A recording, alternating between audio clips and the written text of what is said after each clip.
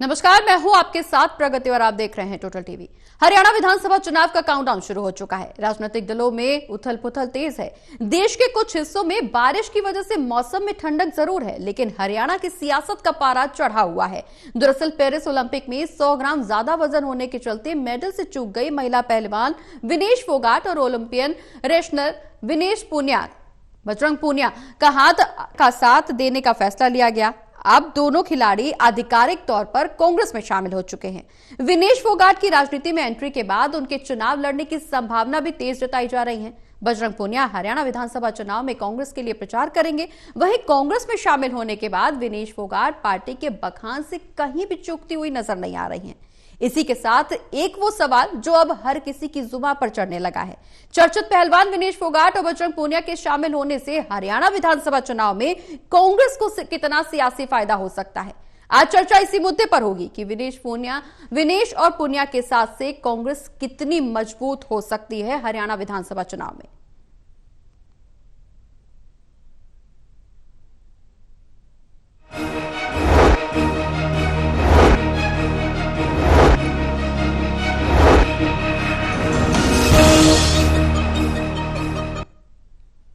तो विनेश और बजरंग के दाव से कांग्रेस को कितना सियासी फायदा होगा, इसी मुद्दे पर चर्चा करने के लिए आज हमारे साथ पैनल में मौजूद है वरिष्ठ पत्रकार Virendra Soni ji, associate editor doctor Mahesh Kumar ji और एसोसिएट एडिटर देवेंद्र कथुरिया जी। आप सभी के साथ इस चर्चा की शुरुआत करेंगे, लेकिन उससे पहले एक रिपोर्ट पर नजर डाल लेते हैं।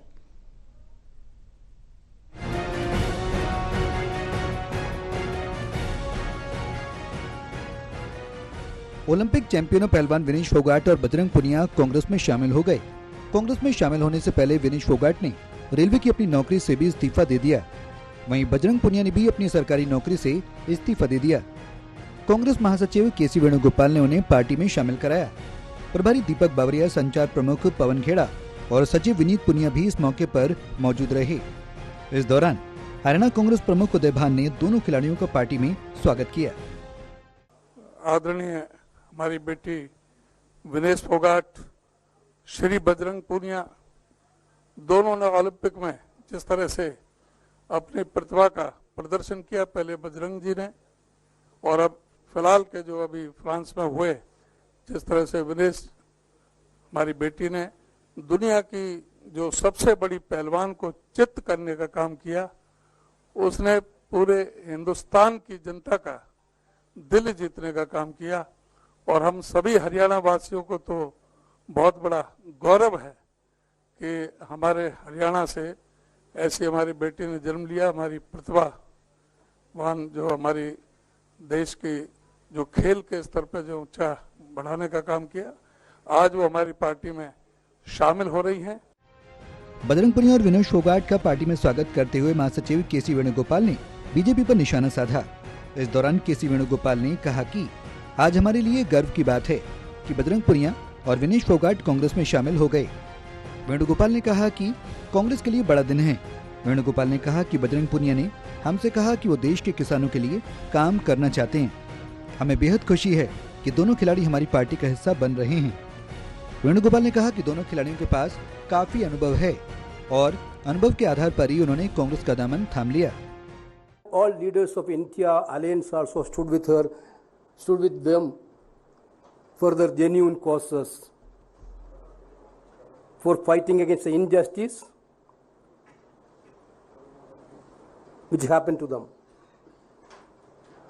Not only they stood for their field, they fought for the Kisan of this country. You can witness that. When Kisan agitation happened, they are there with the Kisans. They fought for Agniveer. When they are in great difficulties, this is the social commitment of these great players, great wrestlers. That is why Indian National Congress is very proud to accept them in this party. अपनी राजनीतिक पारी का आगाज करते ही विनेश फोगाट ने कहा कि वो महिला सम्मान के लिए काम करेंगी। जो अपमान और तिरस्कार उन्होंने आंदोलन के दौरान झेला है, वो उसे भूल नहीं पाएंगी। विनेश फोगाट ने कहा कि उनकी कानूनी लड़ाई जारी रहेगी। मैं बहुत प्राउड फील कर रही हूँ कि मैं एक ऐसी पार्टी में, एक ऐसी विचारधारा में हूँ जो महिलाओं के साथ हो रहा अन्याय और उनके साथ बुरे बर्ताव के खिलाफ खड़ी है। वो लड़ाई लड़ने के तैयार है, सड़क से लेकर संसद तक। और मैं विश्वास दिलाती हूँ पूरे देशवासियों को कि जो मेहनत, जो लगन से हमने रेसलिंग में काम किया है, हम चाहते हैं कि देश के हर एक नागरिक को जो दर्द, जो तकलीफ हमने झेली है, खासकर महिलाओं के लिए, हर एक उस महिला के साथ में हम खड़े हैं जो अपने आप को लाचार, अपने आप को बेबस समझती है। विनेश फोगाट ने हाल ही में ओलंपिक में अपने प्रदर्शन को लेकर कहा कि कुछ चीजें ऊपर वाला तय करता है। उन्होंने अपनी तरफ से देश को मेडल जिताने के लिए जी जान लगाई थी। जो लोग उनको चुका हुआ मान रहे थे, उनको उन्होंने जवाब दे दिया है। बजरंग पुनिया ने इस मौके पर कहा कि वो किसानों के सम्मान, महिलाओं के सम्मान की लड़ाई मजबूती से लड़ने के लिए कांग्रेस पार्टी के साथ जुड़े हैं। जो देश में खिलाड़ियों के साथ, महिलाओं के साथ, किसानों के साथ, जवानों के साथ जो अत्याचार कर रहे हैं, आप उन लोगों को सपोर्ट कर रहे हैं। तो मैं यही बोलूँगा कि हम मिलके मजबूती से लड़ेंगे और जो संघर्ष की लड़ाई उसमें हम हमेशा कांग्रेस के साथ खड़े रहेंगे। और जो विनेश ने बोला कि हम हर जो महिला, जो बेटियां, देश की बेटियां हैं जिनके साथ अत्याचार होता है, हम उनकी आवाज़ हमेशा उठाते रहेंगे। बजरंग पुनिया और विनेश फोगाट की कांग्रेस में एंट्री हरियाणा चुनाव की टाइमिंग के बीच हुई। पहलवान आंदोलन में चर्चित चेहरे रहे बजरंग पुनिया और विनेश फोगाट के जरिए कांग्रेस की निगाहें हरियाणा में राजनीतिक बढ़त बनाने की हैं। अब दोनों हरियाणा में चुनाव लड़ते नजर आ सकते हैं। Pradeep Kumar, total TV, Delhi. तो चर्चा की शुरुआत देवेंद्र जी आपसे करेंगे। जिस तरह से खेल के मैदान के बाद अब राजनीतिक मैदान में दोनों खिलाड़ी उतरते हुए नजर आ रहे हैं, कितना फायदा हाथ का साथ देने से इन खिलाड़ियों को होगा और कांग्रेस को भी होगा? देखिए, प्रगति बीजेपी ने ये शुरुआत की थी 2014-2019 में। जो क्रिकेट के प्लेयर थे, फिल्म सितारे थे, कहीं कहीं कामयाबी मिली भी है। हमने गौतम गंभीर को देखा, गायक कलाकार थे, हंसराज हंस थे, मनोज तिवारी थे। तो ये प्रयोग सफल रहा है क्योंकि सेलिब्रिटी होती है, आकर्षण होता है और खाली वो उनको टिकट देकर लड़वाया नहीं जाता, उनका फायदा प्रचार में भी लिया जाता है। जहां तक विनेश फोगाट की बात है, बजरंग पुनिया की बात है, देश दुनिया में इन्होंने हरियाणा का नाम किया है। खेलों में हरियाणा आज ये पूरे देश और दुनिया में खेलों का बादशाह बन गया है। इन्हीं की बदौलत मेडल आए हैं। तो इन्होंने जो नाम कमाया है, जो दूसरी लड़कियों को, खिलाड़ियों को जो प्रेरणा दी है कि संघर्ष करके एक बड़ा मुकाम पाया जा सकता है, इनको ज्वाइन कराने का मेरे को लगता है दोनों को चुनाव तो लड़वाया ही जाएगा। और आपको बता दूं ताजी खबर आज की प्रगति, बजरंग पुनिया के बारे में चर्चा है, अंदरूनी चर्चा जो मेरे तक भी आई कि शायद इनको गोहाना से चुनाव लड़वाया जाएगा। गोहाना चूंकि एक अलग स्पेसिफिक तरह का एक विधानसभा क्षेत्र है, तो कहीं गोहाना से चुनाव लड़वाने की बात चल रही है बजरंग पुनिया की। और अब विनेश फोगाट को चरखी दादरी से, यहां उस एरिया से जहां खेलों में दबदबा है, खेलों का, वहां के लोग खिलाड़ियों को पूछते हैं कि ये हमारे लिए बहुत बड़े सेलिब्रिटी हैं, फिल्म स्टार ना हो, क्रिकेटर ना हो, लेकिन मेडल लाने वाले चमकदार खिलाड़ी हैं हमारे। तो इनका रुतबा है, इनकी लोकप्रियता है। मेरे को लगता है इन दोनों को कांग्रेस ने शामिल करके फायदा ये हो सकता है, इन दोनों को तो जहां से लड़वाया जाएगा, ज्यादातर संभावना मेरे को लग रही है कि जीतेंगे, क्योंकि सेलिब्रिटी हैं और इनको देख के जहां से खड़े होंगे वहां जो खिलाड़ी हैं उस क्षेत्र के या बाहर के भी खिलाड़ी जो होते हैं, इनमें बहुत एकता भी होती है, दोस्ती होती है, भाईचारा होता है और प्रतिष्ठा की बात होती है। तो मेरे को लगता है इनके प्रचार के लिए और खिलाड़ी भी, जो प्रदेश के खिलाड़ी हैं, कबड्डी के, कुश्ती के एथलीट्स हैं, वो लोग भी पहुंचेंगे। और ये दोनों सेलिब्रिटी मेरे को लगता है बाकी जगह भी प्रचार में पार्टी इनको प्रयोग में लाएगी, इनसे प्रचार करवाएगी। उससे ये युवाओं को, खासतौर पे खिलाड़ी है, युवा है, महिलाएं हैं, उनको मेरे को लगता है कांग्रेस की तरफ खींचने में कामयाब हो सकते हैं। और जैसा मैंने बताया, गोहाना से बजरंग पुनिया अगर चुनाव लड़ते हैं, और मैंने सुना है कि कई जगह जिस तरह के 2 दिनों से हालात है, मैंने समालखा की बात बताई, समालखा में भी बहुत ज्यादा बीजेपी कैंडिडेट को लेकर विरोध हो रहा है। कैथल में बताया जा रहा है कि मुकाबला ज्यादा नहीं, मतलब एंटी इनकम्बेंसी के बावजूद वहां टिकट दी गई है। इंद्री की बात है और गोहाना की जैसे अब बात होगी, अगर बजरंग पुनिया आते हैं तो मेरे को लगता है बहुत सारी सीटों के रिजल्ट पलट सकते हैं। और ये स्थिति को लेकर 2 दिनों पहले जो सूची आई थी, 8 साढ़े 8 बजे रात को जो सूची आई थी, उसके बाद कल और आज रिएक्शन नजर आ रही है। आज भी लोगों ने इस्तीफा दिया है। तो बीजेपी के जो घोषित कैंडिडेट हैं, जिनका नाम 67 की सूची में आया है। बहुत जगह मेरे को लग रहा है, जो सूचनाएं आ रही है कि उनमें थोड़ी सी घबराहट जरूर है। एक तो एंटी इनकम्बेंसी वाला फैक्टर, फिर ये बागी खड़े हो गए हैं, और ये दो खिलाड़ी जो सेलिब्रिटी हैं, इनको कांग्रेस ने अपने साथ जोड़ा है। इनकी लोकप्रियता का फायदा कांग्रेस को मिल सकता है। तो कुल मिला के कांग्रेस की स्थिति मजबूत होगी। बिल्कुल, कांग्रेस की स्थिति देवेंद्र जी मजबूत नजर आ रही है, लेकिन महेश जी, कांग्रेस की स्थिति जितनी मजबूत है, हालांकि पार्टी इन दोनों खिलाड़ियों को अपने बेनिफिट के लिए कैसे चुनावी मैदान में इस्तेमाल करेगी, ये एक देखने वाला विषय होगा। लेकिन क्या अखाड़े के दावपेच, राजनीतिक दावपेच ज्यादा सही साबित हो पाएंगे? अखाड़े के दावपेच से राजनीतिक करियर साधा जा सकता है? क्या राजनीति में कुछ फायदा मिल सकता है इसका?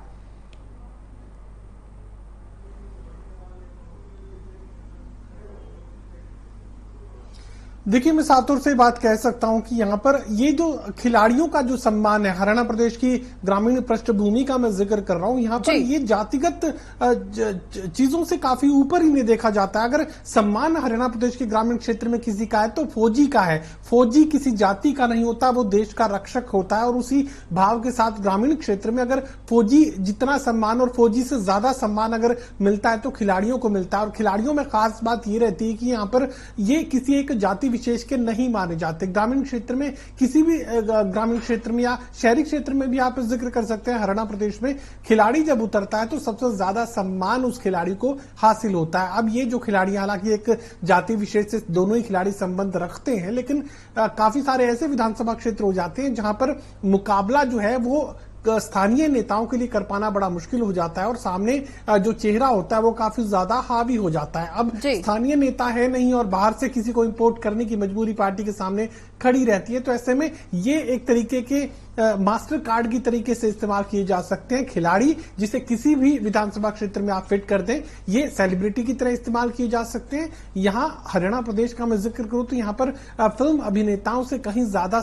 जो लोकप्रियता है इन खिलाड़ियों की देखने को मिलती है। तो ऐसे में किसी भी ऐसे विधानसभा क्षेत्र में जहां पर पार्टी को ये लगता है कि यहाँ पर हमारे स्थानीय नेता चुनावी मुकाबला नहीं लड़ पाएंगे या चुनावी मुकाबला उस लेवल तक नहीं ले जा सकते जहां पर जीत हासिल की जा सके, तो ऐसे में खिलाड़ियों को सामने किया जाता है। ये सौदा फायदे का रहा है हमेशा से। उसके बाद ये भी कि न सिर्फ एक विधानसभा क्षेत्र में इन खिलाड़ियों का इस्तेमाल किया जाएगा, बल्कि जितनी भी पार्टी अपनी बड़ी रैलियां करेगी, इन तमाम बड़ी रैलियों के मंच पर इन खिलाड़ियों को खड़ा किया जाएगा। और उसके बाद एक खास वर्ग है जो इन खिलाड़ियों के साथ कनेक्ट करता है, युवाओं का वर्ग है जो किसी बड़े नेता की आवाज देने से पार्टी के साथ नहीं जुड़ेगा। लेकिन ये अगर खिलाड़ी माइक पर खड़े होकर रैली के मंच पर आवाज देंगे तो एक यूथ का एक सेगमेंट है जो कि स्पोर्ट्स से जुड़ा हुआ है। ग्रामीण क्षेत्र में हरियाणा का मैं जिक्र करूं तो शायद ही कोई ऐसा गांव हो जहां पर ग्रामीण क्षेत्र में खेल स्टेडियम में हर शाम जो है बड़ी तादाद में खिलाड़ी और खेल की भावना के साथ आगे बढ़ते लोग नजर नहीं आए। तो ऐसे में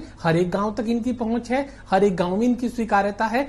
ये खिलाड़ी यहां पर यूथ को कांग्रेस पार्टी के साथ कनेक्ट कर सकते हैं, जो किसी भी दूसरे नेता के बस की बात नहीं है। तो एक तरीके से बेहद फायदे का सौदा, इन्हें किसी भी विधानसभा क्षेत्र में आप खड़े कर दीजिए, वहां पर फायदा पार्टी उठा सकती है। इसके अलावा तमाम बड़ी रैलियों के मंच पर इन्हें खड़ा किया जाएगा तो यूथ इस भावना के साथ, स्पोर्ट्समैन जो है वो इनके साथ कनेक्ट करते हैं। इसके अलावा यूथ जो है एक पूरा सेगमेंट है वो इनके साथ, यानी पार्टी के साथ, कांग्रेस पार्टी के साथ जोड़ने में ये तमाम खिलाड़ी, बाकी खिलाड़ियों का भी मैं जिक्र करूंगा और इन दोनों खिलाड़ियों का चूंकि यहां पर जिक्र चल रहा है तो ये दोनों खिलाड़ी राजनीति की जमीन पर कांग्रेस पार्टी के लिए बड़ा फायदेमंद साबित हो सकते हैं। और इन दोनों का मैं इंडिविजुअल जिक्र करूं तो यहां पर एक शॉर्टकट है, लोगों को एक टिकट हासिल करने में 3-3 पीढ़ियां हरियाणा प्रदेश के ग्रामीण क्षेत्रों में ऐसे काफी सारे परिवार हैं जिनका जिक्र मैं कर सकता हूं जो 3 पीढ़ियों से कोशिश कर रहे हैं कि उन्हें टिकट मिल जाए, लेकिन 3 पीढ़ियां बीत गई, पार्टी के टिकट नहीं मिले। अब ऐसे में यहां सीधे वाइल्ड कार्ड एंट्री हो रही है और जीत की बात भी यहां पर चल रही है, तो यकीनन फिर ये इन खिलाड़ियों के लिए भी फायदे का सौदा है और पार्टी के लिए भी। बिल्कुल फायदे का सौदा यहां पर जरूर माना जा रहा है, क्योंकि सोनी जी जिस तरह से मास्टर कार्ड के तौर पर इन दोनों खिलाड़ियों को देखा जा रहा है। लेकिन अब इससे एक सवाल और भी ज्यादा चर्चा में है कि कांग्रेस में इन दोनों के खिलाड़ियों के आने से बीजेपी पर क्या असर होगा, क्योंकि जैसे ही इन दोनों खिलाड़ियों ने हाथ का साथ दिया वैसे ही जमकर कांग्रेस का साथ आते ही जमकर बीजेपी पर प्रहार करते हुए नजर आए, बीजेपी की तमाम खामियां जनता के सामने रखवा दी।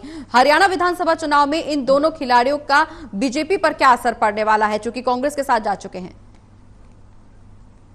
देखिए, ये मात्र पहलवानी नहीं है, देखिए इनकी अंतर्राष्ट्रीय छवि भी है और जिस मुद्दे को लेकर चल रहे थे, देखिए इनके साथ मुद्दा जुड़ा हुआ है। देखिए पहलवान तो योगेश्वर दत्त भी भारतीय जनता पार्टी से 2 बार चुनाव लड़े तो नहीं जीत पाए। हालांकि संदीप सिंह हैं, वो जरूर जो है चुने गए थे, मंत्री भी बने, लेकिन वो विवादित हो गए। इस बार भारतीय जनता पार्टी ने उनका टिकट काट दिया।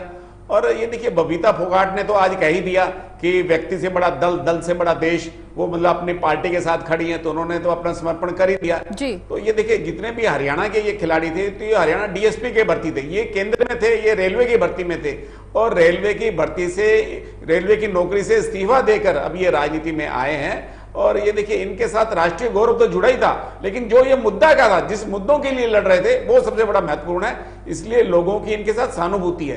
हालांकि देखिए ये जो है विनेश फोगाट जो है चरखी दादरी से लड़ती है या जुलाना से लड़ती है, ये तो कांग्रेस की केंद्रीय चुनाव समिति फैसला करेगी। लेकिन एक बात है, जातिगत समीकरण तो इनको भी जूझना पड़ेगा। जातिगत समीकरण की ये भूमिका रहेगी। अगर ये दादरी से चुनाव लड़ती है, अगर वहां सागवान का एक ही प्रत्याशी होगा तो इनके लिए आसानी हो जाएगी। अगर वहां जो है दूसरे, अगर सागवान के 2 प्रत्याशी होंगे तो आसानी होगी, अगर एक प्रत्याशी होगा तो वहां इनका मुकाबला भी हो सकता है। तो जातिगत समीकरण तो सभी जगह रहते ही हैं, लेकिन हरियाणा में इनको लाभ मिलेगा, जो कांग्रेस को इस बात का लाभ मिलेगा कि ये जो जिन मुद्दों के लिए लेकर संघर्ष कर रहे थे और जो लोगों के बीच इनके साथ सहानुभूति है, उसका इनको लाभ अवश्य मिलेगा और भारतीय जनता पार्टी रक्षात्मक मुद्रा में आएगी। बिल्कुल देवेंद्र जी, जिस तरह से विनेश फोगाट ने महिला सम्मान के लिए काम करने की बात कही है, बजरंग पूनिया ने किसानों का समर्थन करने की बात की है, चूंकि देश में महिला सम्मान को लेकर के एक ज्वलंत मुद्दा पहले ही कोलकाता से सामने आ चुका है और खुद विनेश फोगाट की बात करें तो महज 100 ग्राम वजन से वो डिस्क्वालीफाई कर दी गई। ऐसे में उनके पास सहानुभूति वोट भी है। निश्चित तौर पर अगर विनेश फोगाट को कांग्रेस की तरफ से चुनावी मैदान में उतारा जाता है तो महिला सम्मान और सहानुभूति वोट के चलते वो जीत हासिल कर सकती है। इसके अलावा किसानों के मुद्दे पर अगर हम जिक्र करें तो बजरंग पूनिया ने किसानों के लिए समर्थन में लड़ने की बात की है, तो कहीं ना कहीं अगर बजरंग पूनिया को भी चुनावी मैदान में उतारा जाता है तो किसानों का समर्थन तो मिलेगा ही मिलेगा, उनको और भी जनता का साथ मिल सकता है। निश्चित तौर पर कांग्रेस अभी मजबूत स्थिति में नजर आ रही है। बीजेपी कैसे इससे उभर पाएगी, कैसे इन दोनों खिलाड़ियों को टक्कर देने की कोशिश बीजेपी की तरफ से की जा सकती है?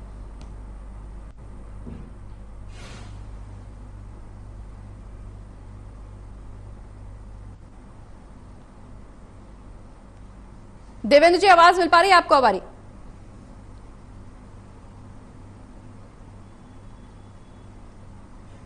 तो देवेंद्र जी से एक बार फिर से चर्चा में शामिल करेंगे, उनको शायद उनसे बातचीत नहीं हो पा रही। लेकिन महेश जी, आपके पास आना चाहूंगी, क्या कांग्रेस को जो इन्होंने दोनों खिलाड़ियों को अपने खेमे में लिया है, इससे कांग्रेस को जितना फायदा मिलेगा ये तो देखने वाली बात होगी। निश्चित तौर पर मास्टर कार्ड ये साबित हो सकता है, लेकिन बीजेपी इन दोनों खिलाड़ियों को कैसे टक्कर देगी? क्योंकि विनेश फोगाट महिला सम्मान का जिक्र कर चुकी हैं और बजरंग पूनिया किसानों का समर्थन देने की बात कर चुके हैं और ये दोनों ही मुद्दे ऐसे हैं जो हरियाणा में ज्वलंत मुद्दे हैं।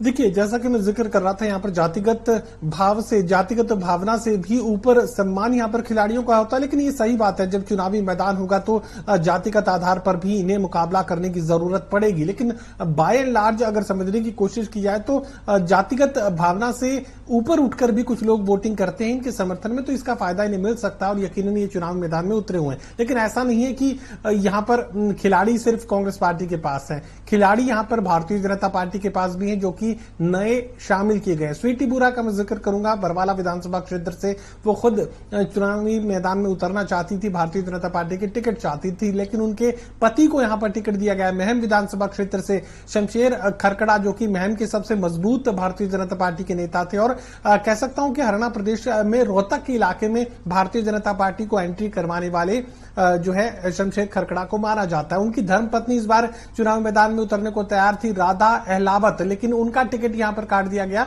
और यहां स्वीटी बुरा के पति को यह टिकट दे दी गई है और दीपक हुड्डा ये जो है टिकट हासिल कर पाने में कामयाब हुए हैं। तो कह सकता हूं कि खिलाड़ियों पर दाव ना सिर्फ कांग्रेस पार्टी यहां पर लगाने जा रही है, भारतीय जनता पार्टी ने भी नए खिलाड़ियों पर दाव लगाया है। यहां स्वीटी बुरा और दीपक हुड्डा दोनों को भारतीय जनता पार्टी में ज्वाइन करवाया गया था। पति पत्नी दोनों अलग अलग विधानसभा क्षेत्रों से टिकट की कोशिश भारतीय जनता पार्टी में कर रहे थे। पति की कोशिश कामयाब हुई और महम विधानसभा क्षेत्र से उन्हें टिकट हासिल हुआ है। इससे पहले भी बबीता फोगाट जो है यहाँ भारतीय जनता पार्टी के साथ पिछले चुनाव में बनी हुई थी। तो कह सकता हूं कि हर एक चुनाव में नए चेहरों को भारतीय जनता पार्टी हो चाहे कांग्रेस हो, नए चेहरों को, खिलाड़ियों को शामिल करती है और उन चेहरों का इस्तेमाल 90 विधानसभा क्षेत्रों में प्रचार के लिए किया जाता है। बिल्कुल, नए चेहरे यहाँ पर शामिल किए जा रहे हैं देवेंद्र जी, लेकिन सवाल ये भी है कि नए चेहरों की जरूरत राजनीतिक दलों को क्यों है? खिलाड़ियों की या लोकप्रिय चेहरों की जरूरत क्यों पड़ रही है राजनीतिक दलों को? क्या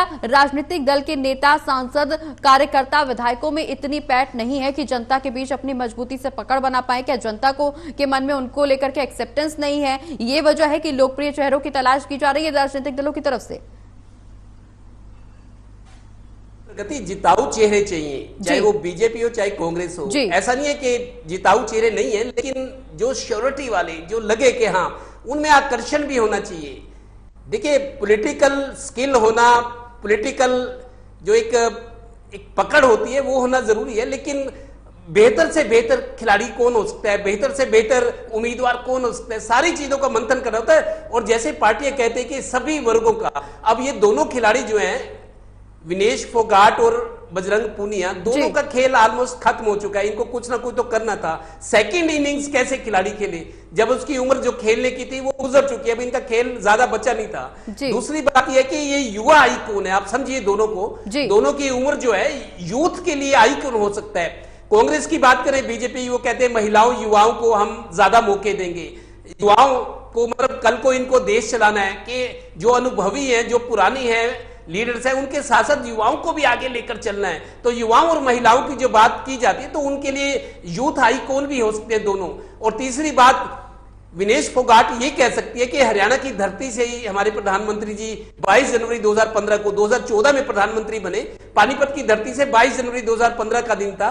बेटी बचाओ बेटी पढ़ाओ की हुंकार हरियाणा की धरती पानीपत से हुई थी। तो महिला होने के नाते, जैसे महिला सुरक्षा की बात है, महिला सुरक्षा को लेके बहुत सारी महिलाओं को, जैसे गले से चेन झपट लेना, कड़े झपट लेना, महिलाओं पर अत्याचार होता है, वायलेंस होता है, या उनके साथ छेड़छाड़ की घटनाएं, महिला सुरक्षा को लेके, महिलाओं को लेकर मेरे को लगता है विनेश फोगाट इस मुद्दे को बहुत भुना सकती है। खिलाड़ी होने के अलावा भी बजरंग पूनिया जैसे है कि अब जैसे सरकार में बैठे लोग कहते हैं जी आप नौकरी मांगने वाले नहीं, नौकरी देने वाले बनो। अगर खिलाड़ी बन जाओ तो आपको नौकरी की क्या जरूरत? करोड़ों रुपए आपको नाम मिलता है, डीएसपी, इंस्पेक्टर की भर्तियां, लाखों करोड़ों के दिलों में आप रहते हो। कि खिलाड़ी जब सेलिब्रिटी बनता है, फिल्म स्टार हो या और लोग हो, तो खेल बड़ा चमकदार क्षेत्र है। अभी भी बहुत सारे लोग मैंने देखा है, नीरज चोपड़ा जब से पानीपत के खंडरा गांव से निकला है, देश दुनिया में नाम है। बहुत सारे बच्चे अब गेम्स की ओर उनका रुझान है। उनको लगता है कि पढ़ लिख के नौकरी तो क्या करेंगे, व्यापार में भी उतना नहीं, क्योंकि बहुत ज्यादा कंपटीशन हो गया व्यापार में भी। तो खेल एक चमकदार भविष्य है, उनको लगता है। तो खेलों में लोग ज्यादा आजमा रहे हाथ। खिलाड़ियों के अलावा भी मतलब ये यूथ के लिए मतलब एक आकर्षण हो सकता है कि आप संघर्ष करिए, आपको मुकाम मिलेगा, और सबूत आपके सामने है। तो दोनों खिलाड़ी जो है मेरे को लगता है अपनी दोनों सीटें तो लड़ेंगे ही, लेकिन बाकी सीटों पर भी प्रभाव डालने की स्थिति में है। और जहां तक रही अखाड़े वाले दाव पेच, ये जानते हैं, लेकिन राजनीति वाले नहीं। इनके साथ पूरी बड़े नेताओं की फौज है, बड़े नेता जो मार्गदर्शन कर सकते हैं, उनसे ये टिप्स भी ले सकते हैं। तो मेरे को लगता नहीं ये विफल हो जाएंगे। उम्मीद बनी रहेगी, दोनों खिलाड़ी अच्छे हैं। हाँ बिल्कुल देवेंद्र जी, हालांकि दोनों खिलाड़ियों का क्या कुछ प्रभाव पड़ेगा चुनावी मैदान में, ये देखने वाली बात होगी। लेकिन सोनी जी, जिस तरह से कांग्रेस की स्थिति दिन पर दिन मजबूत होती जा रही है, बेहतर होती हुई नजर आ रही है, बीजेपी के लिए कहीं ना कहीं चिंतापूर्ण बात नजर आ रही है। बीजेपी कैसे चुनावी मैदान में इस स्थिति का सामना करेगी? क्योंकि निश्चित तौर पर खिलाड़ियों की एंट्री बीजेपी से ही शुरू हुई थी, लेकिन अब फिलहाल जो कांग्रेस की स्थिति है वो कहीं ना कहीं बेहतर होती हुई नजर आ रही है कि चुनौतीपूर्ण मामला यहां पर नजर आ रहा है। और फिलहाल अगर हम पहली सूची की बात करें तो पहली सूची के आने के बाद से बीजेपी में बिल्कुल घमासान की स्थिति बनी हुई है, इस्तीफों की झड़ी लगी हुई है। तो कहीं ना कहीं अंदरूनी कलह की वजह से बीजेपी पहले से ही परेशान थी, और अब ये जो मास्टर कार्ड कांग्रेस की तरफ से खेला गया, चुनौतीपूर्ण स्थिति बनती हुई नजर आ रही है। देखिए, भारतीय जनता पार्टी के लिए परेशानी बढ़ती जा रही है, उसका कारण भी है। अब देखिए, जो अपने बागी खड़े हुए हैं उनको कुछ को तो मना लिया जाएगा, और कुछ देखिए कुछ खड़े भी होंगे, उसका पार्टी को नुकसान भी होगा। अब देखिए, अब करण देव कंबोज को मनाने कौन गया? मुख्यमंत्री गए और साथ में कौन गए, सुभाष शुक्ला गए, जिनकी अपनी टिकट पक्की हो चुकी है। मतलब जो नाराज मंत्री को वो बनाने गए, नाराज जो कार्यकर्ता है, नेता है, करण ओबीसी सेल के जो प्रदेश के संयोजक हैं, उनको मनाने कौन गया, जिनकी अपनी टिकट तो पक्की है। मतलब वो अपनी टिकट लेकर, जो जिसकी टिकट वंचित हो गया, जो उसको मनाने गए। तो मतलब देखिए, कार्यकर्ता तो उस स्तर का मनाना चाहिए। देखिए मुख्यमंत्री गए, पहले उनसे बात कर लेते, वो सीधा चले गए। देखिए वो काफी वायरल हो रहा है कि वो नाराजगी में है। तो इस तरह देखिए भारतीय जनता पार्टी कार्यकर्ता काफी नाराजगी में है। प्रोफेसर रामविलास शर्मा ने अपनी नाराजगी व्यक्त की, और भी कई लोग आ रहे हैं, चाहे समाल का हो, चाहे कोसली हो, चाहे रोहतक हो, कहीं भी हो, लेकिन नाराजगी तो हर जगह है, वो प्रकट भी हो रही है। तो भारतीय जनता पार्टी रक्षात्मक मुद्रा में है। ये जो पहलवान जो गए हैं आज, जो कांग्रेस में शामिल हुए हैं, इनका उद्देश्य सिर्फ चुनाव लड़ना नहीं है, इसका संदेश आगे तक जाएगा कि जिस तरह महिला पहलवानों के साथ जो व्यवहार हुआ, बेटियों के साथ जो व्यवहार हुआ, उसका संदेश दूर तक जाएगा। तो भारतीय जनता पार्टी के लिए कठिनाई तो है ही है। अब ये भारतीय जनता पार्टी हाईकमान इससे कैसे निपटता है, क्योंकि एक और बागी है, एक तरफ मुद्दे ऐसे मिल रहे हैं, तो ऐसे विपक्ष के मुद्दे प्रभावी होते जा रहे हैं। अगर विपक्ष की एकता होगी तो और ज्यादा कठिनाई बढ़ेगी। तो भारतीय जनता पार्टी इस बार जो है, तीसरी बार अगर हरियाणा में सत्ता आने के लिए उसे काफी कठिन जो है प्रयास तो करने पड़ेंगे। बिल्कुल, प्रयास बेहद कठिन होंगे महेश जी, लेकिन जिस तरह से ये राजनीतिक समीकरण बनते हुए नजर आ रहे हैं, निश्चित तौर पर बीजेपी को अब कड़ी मेहनत करनी पड़ेगी। लेकिन कांग्रेस के लिए भी राह आसान नजर नहीं आ रही, क्योंकि अब राजनीतिक हमले भी तेज हो गए हैं।